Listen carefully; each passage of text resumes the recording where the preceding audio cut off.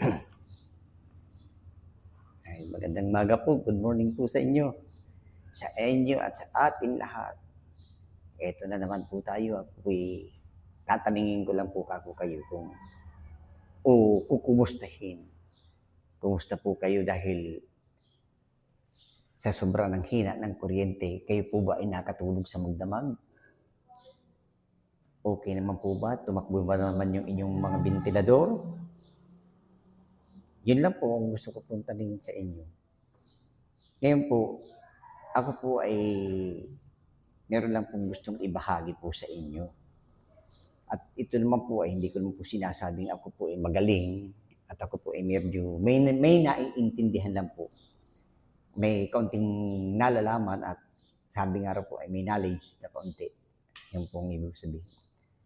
Ang gusto ko po sabihin sa inyo katulad po nito, kasi po yung aking magulang, ang aking pong ama, nung naging board of director po siya, ay ako po ay priming nakakasama dyan. Ang lineman pa po noon dito sa Kapalongan noon ay si Alex Najesmo, kung natatandaan ninyo. At saka po si Marino, yung pong namatay na ang naging asawa po ay ito pong naandito sa sa May TV. Ngayon po ay namatay po sa aksidente diyan po sa May Tanawan. Yan po ang mga lineman po noon dito. Yan po si Tata Manning Nawego. Manning, ano pa ito? Manning Naba. Hindi po Wego. Si Tata Manning na Naba po. Yan po ang mga lineman noon dito. Si Alex Jesmo, at saka si Marino, at si Tata Manning po na Naba. Yan po ang mga lineman po noon dito. Ngayon po, ang ibig ko po sabihin ay ganito. Nung pong maging board of director po ang tatay ko, noon po ay malimit ang brownout dito sa Kapalonga. Ngayon po, ang ginagawa po noon tatay ko, palibasat po ang tatay ko po ay board of director. Kung natatandaan po ninyo noon, ako po yung terming nakakasama. Hindi lang po ako, pati po yung kapatid ko po, yung panganay po sa akin. Nakakapag-service po dyan dahil kami po noon ay may motorsiklo. May service po kami noon. Kaya pa nagkaroon po ng brownout noon, inuutusan po ako ng aking ama na sige, i-service mo yung ating mga layman at ikaw ang mag-drive ng motorsiklo para anya magkaroon kagad tayo ng kuryente. Kaya po ang pag-aayos po ng linya po yan noon sa ating sa linya noon po dito sa Kapalonga. Yan po ay nadanasan ko po yan. Naranasan ko po ang umakit-akit po dyan sa mga kabundukan yan noon. Kasama-sama ko po yan mga layman noon. Kaya pa nagkaroon po ng bagyo noon. Kasama-sama po rin ako noong mga layman noon. Kaya ako po nagkaroon ng kaalaman at knowledge po dyan sa Canoreco. Diyan po sa kuryente yan. Ngayon po, ang ibig ko po sabihin ay ganito. Ito po ay hindi naman patama kung kanino sa mga naging direktor ng Canoreco, yung nakalipas at sa kasalukuyan po sa ngayon. Ang totoo po niya, dapat po sana pag ang magkakaroon ng eleksyon ang Canoreco sa direktor, dapat po sana sinusuri po ng Canoreco na ang qualified lang po sana ng tumakbo na maging board of director ay yung may nalalaman po dyan sa kuryente. Kasi po, pag wala pong nalalaman, ngayon, katulad niya po niya, nagkakaroon na po ng problema ang Kapalonga, ang ating pong board of director ay wala man laang po siyang response, man laang oppose na kung bakit ang kuryente po natin ay napakahina. Bakit hindi po yan nasasagot po kaagad at marami na po nagtatanong. Kasi kaya po hindi siguro nagagawa ng ating board of director yan. Gawa ng una-una po, anong po sasabihin niya? Kasi wala nga po siyang naiintindihan doon sa ating kuryente.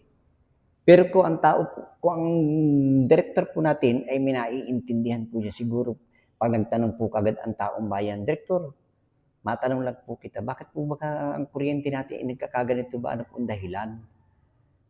Siyempre po, pag tinanong po yung direktor, masasagot po niya, ay, kasi ayan, nagkakaganito po anya, gawa ng ang ating pong mga substation nagkakaroon daw po ng ganito, ganyan, ganyan, ganyan, ganyan, o et cetera, et cetera. Di ba po, at least nakasagot po siya doon sa nagtatanong. Ngayon, kung ang isang direktor po ay walang naiintindihan hanggang ngayon, tahimik pa rin yung direktor natin, wala man lang post sa social media na bakit nagkakagayaan ang kuryente, eh, sa isang katulad po nating mga consumer, parang ang hirap po baga, parang, bakit ka baga ganito, no? Hindi mo maintindihan kung anong naging sira, hindi ka man lang,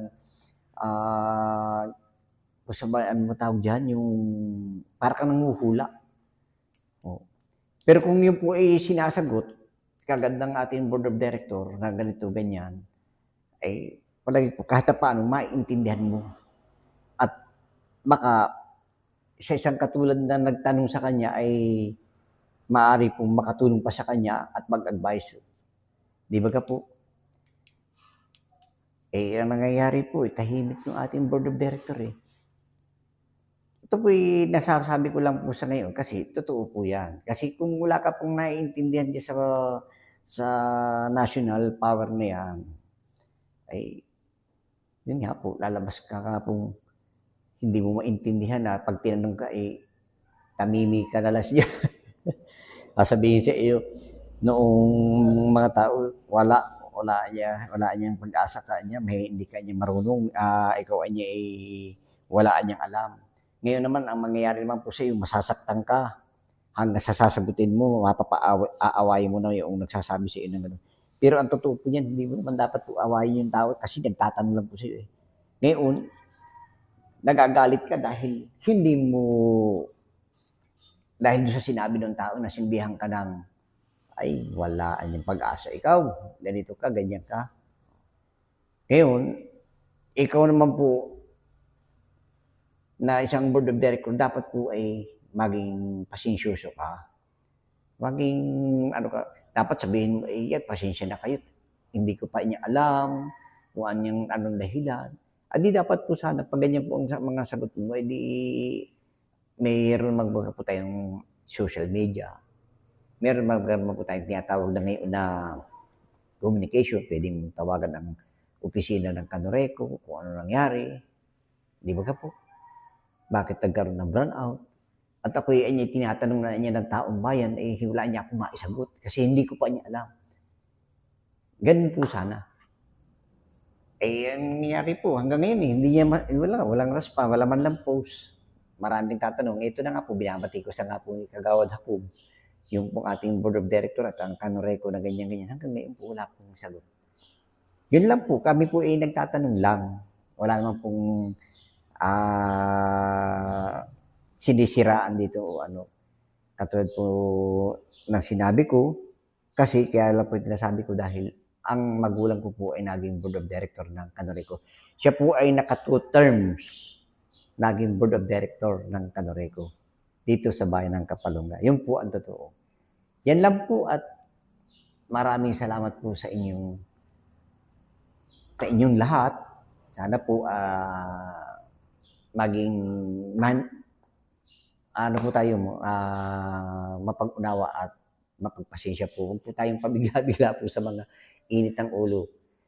Daan lang po natin sa tawa-tawa. Pero wala man pong masama kung magtanong po kayo na magtanong sa Kanoreco o sa board of director. Kaya lang nga po, hindi nga po kayo sinasagot.